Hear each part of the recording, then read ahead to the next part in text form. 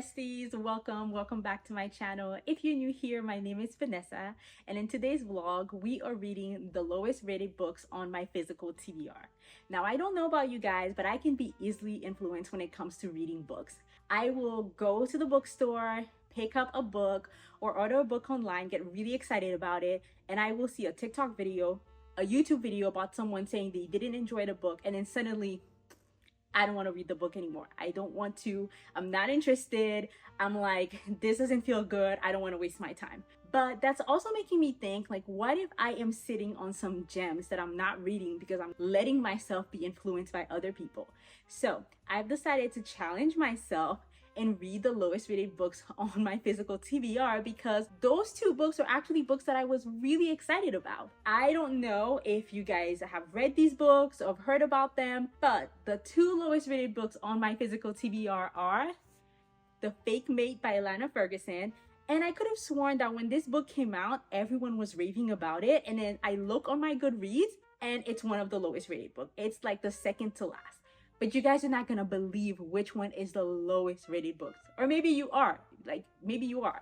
The lowest rated book is The Atlas 6 by Olivie Blake. When I tell you guys that One for My Enemy is like a 6-star read for me, it's so good. I am obsessed with this woman's writing. And to find out that The Atlas 6 is actually the lowest rated book on my physical TBR was a complete shocker. I was floored.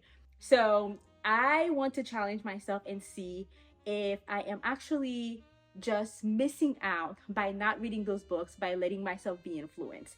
So we are going to be reading those books and we will see if it is wrong and if I should just go with my gut feelings and just bypass what everyone is thinking, which I already know the answer. I think that is the correct answer, but I'm hoping that this video is going to prove that point.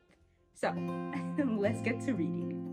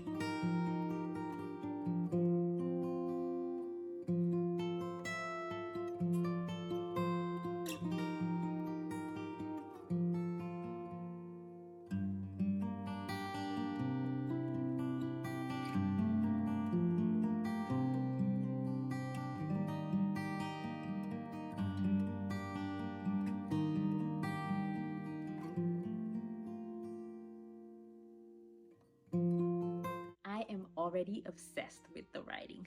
I'm obsessed with the writing. Like, the first page, and I'm already underlining as much as I can underline.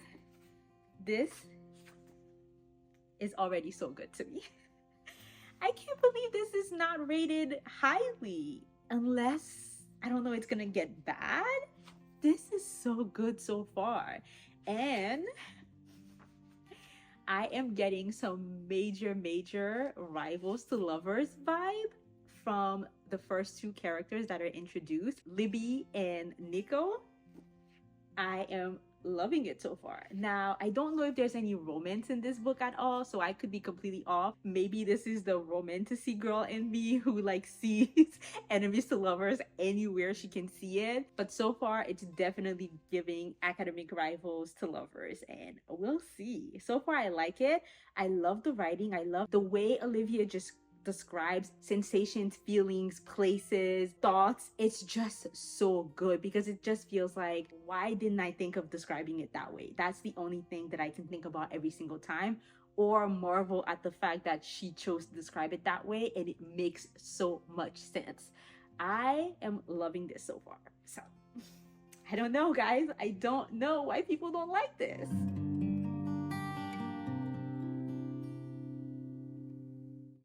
All right, guys, coming in with an update. I am 33% into the book, page 138. And unfortunately, I fear I have not much to say. Okay, I am still loving the book. It's just that not much has happened so far. The characters are being developed really, really well. We are learning a lot of backstory about them, and she's doing a good job at anchoring them. Every single time I'm in one character's point of view, we're getting all 6 point of views. Every single time I'm in one character's point of view, even though none of them are like super good, they could all be considered evil, or not evil, but like not good. Like they're all morally great characters, to be honest, except probably Libby, but even she's a little bit annoying. But when you are in that particular character's point of view, you kind of understand why they're doing what they're doing. You understand their motivation. You like them. So I think she's doing a good job with that. Other thing is the writing. I love Olivia Blake's writing, but the writing is dense. I see what people are talking about. The writing is dense. So every single time I am reading, I feel like I'm having to pause to like fully grasp what is being said, like fully grasp the thought that she's trying to convey. And I feel like that's slowing me down. That's slowing me down a little bit. So I don't have much. I am still enjoying it. It's just taking me a little longer than I thought. I'm gonna try and power through. I don't know how long it's gonna take me to finish this book. It's been several days. It's been several days. I have been working. There's been other things to do, but it's been several days. And I thought I was going to fly through this book, and this is not a book you can fly through. But we continue. We continue.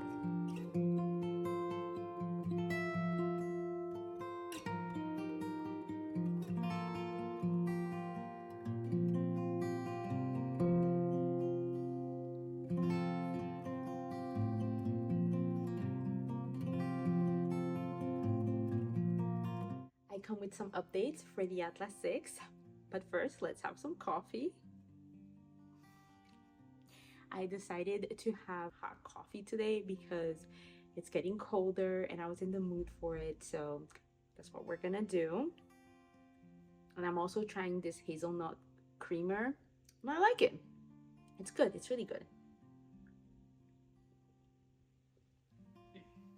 Okay.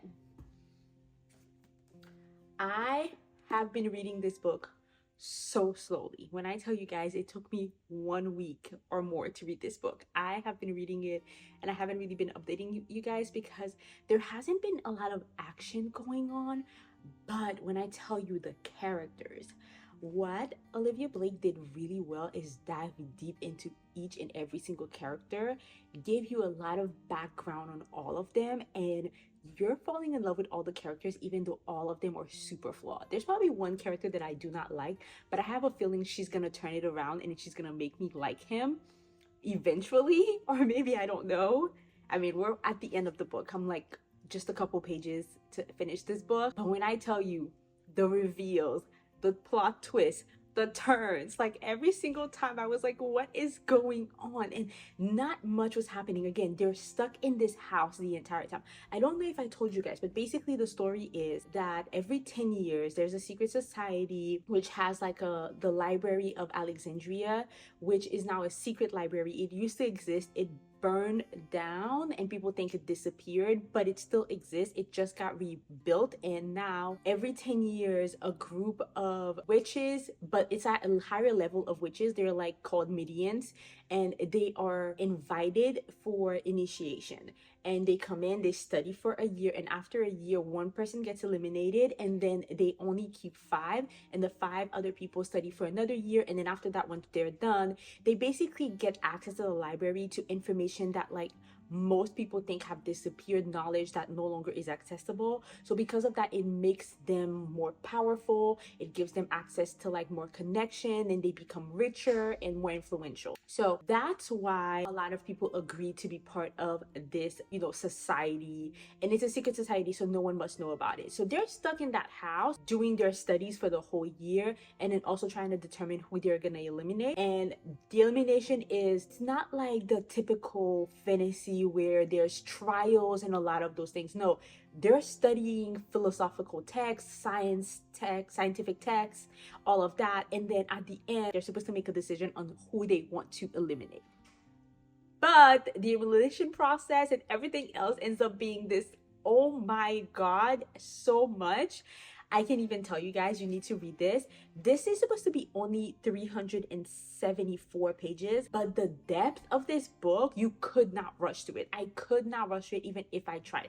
Every single time, I think I said that before, every single time I would read like 3 or 4 pages, I would have to pause and like ponder and think about what I just read and really absorb it. And even then, I feel like this is one of those books where I finish reading it, I'm gonna have to reread it. Like, I read it now and I got most of the message, but I feel like there's some stuff that definitely went over my head. Oh my God, Olivia's Blake's mind.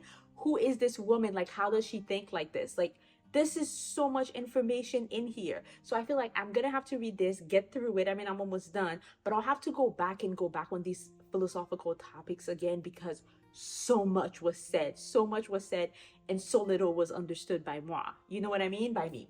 Anyways, I'm gonna finish reading this book with you guys. So much just happened that I know what happened. I know what happened. Well, I know what happened. I keep saying that. I know what happened, but by the time you figure out what happened and why and who and like everything behind it, it's too late. It's too late because you are so blown away. I'm blown away. I can tell you guys that this is where my bookmark was, but up until probably this point, I was like, oh, this is probably going to be a 3. Like, people were right. This is not that good. We got kind of like in the middle. We were here. And I was like, you know what? Okay, like this is looking like a 4, a 4.25. I'm liking this. We got over here and I was like, no, this is a 4.5. This is a 4.5. Okay, like this is so good. We're here. This is a 5-star. This is a 5-star. Regardless of how this book ends, this is a 5-star because the way this woman took me. Oh my God, this is so good. This is so good. This is a 5-star. I'm sorry, I don't make the rules. I don't make the rules on how you give a 5 stars. So let's finish the book and then we'll move on to the next one.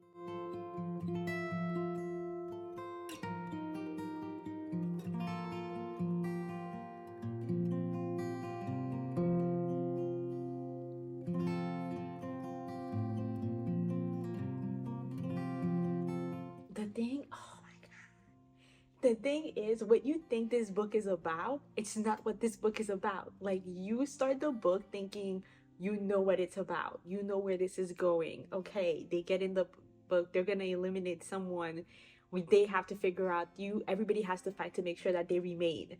That's not what this book is about. That's not what it's about.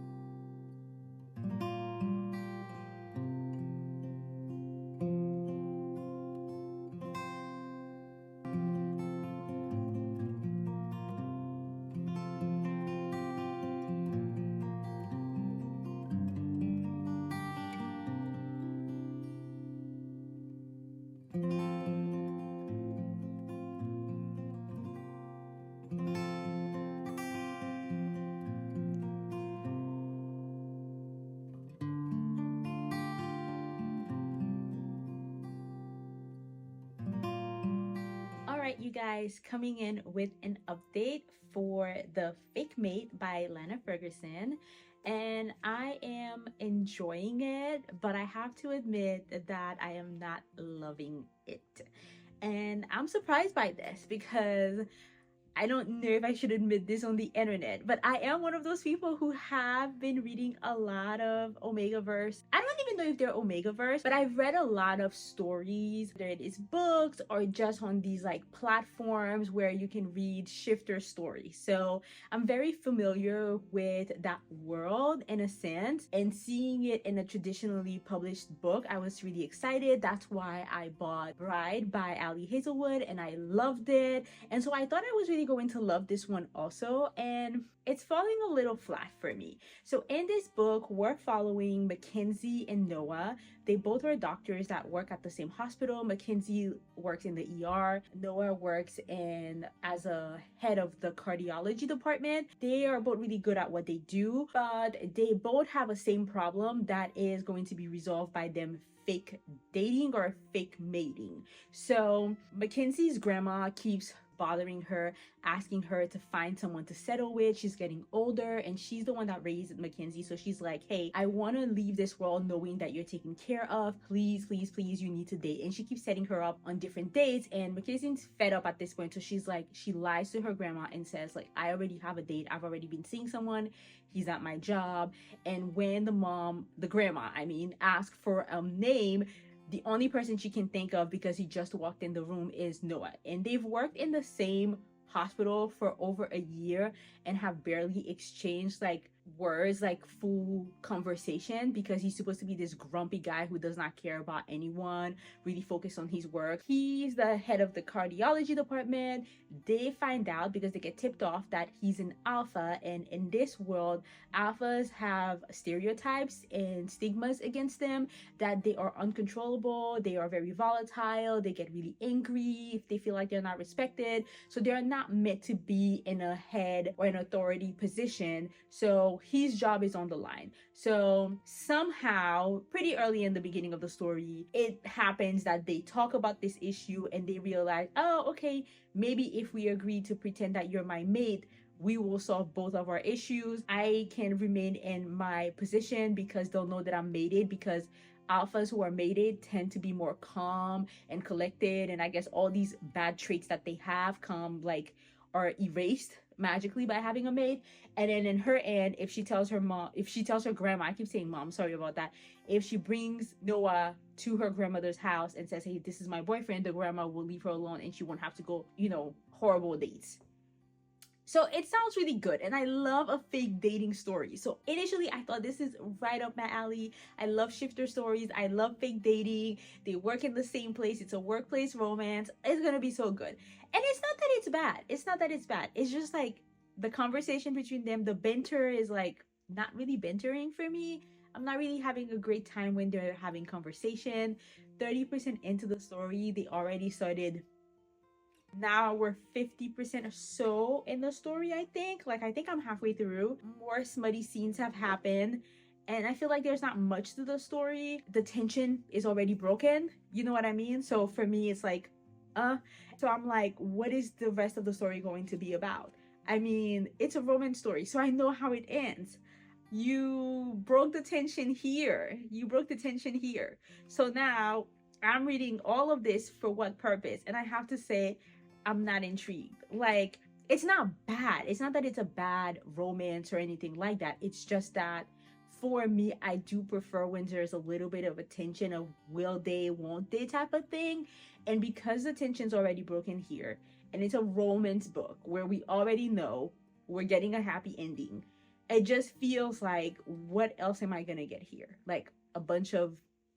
And the characters so far are feeling kind of flat. I don't know if there's going to be more to it, but Mackenzie doesn't have enough of a personality for me, other than she's like super sweet, super nice, and does not like the mating idea because of what happened with her parents. But even then, I don't feel like they're diving into her parents' backstory enough to make me care about whether or not she's gonna agree to remain, how they're gonna overcome themselves becoming a mate.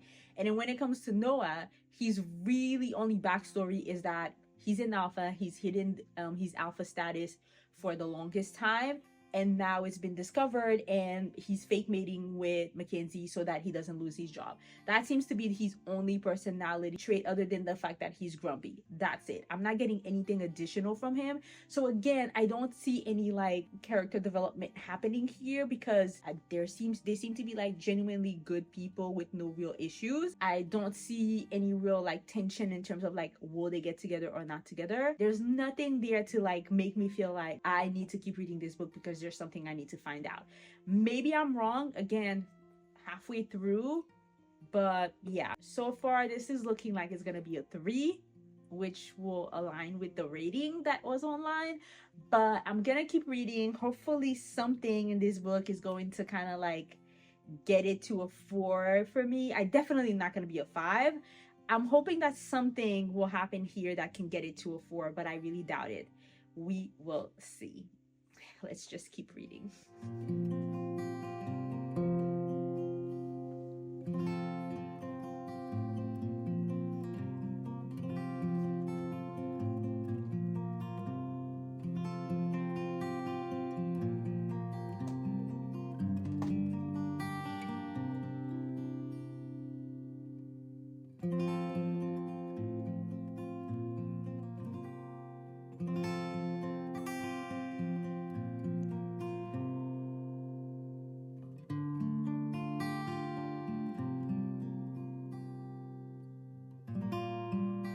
Okay, guys, so I finished The Fake Maid, and I have to say my original rating stands.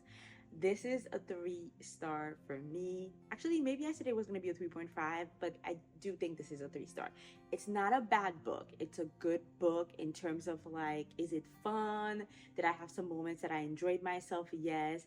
Did I even have some moments where I was kind of like having little butterflies? I did. However, it just got so smutty. I mean, honestly, 30% in, smut started and smut did not end until the end of the book, basically.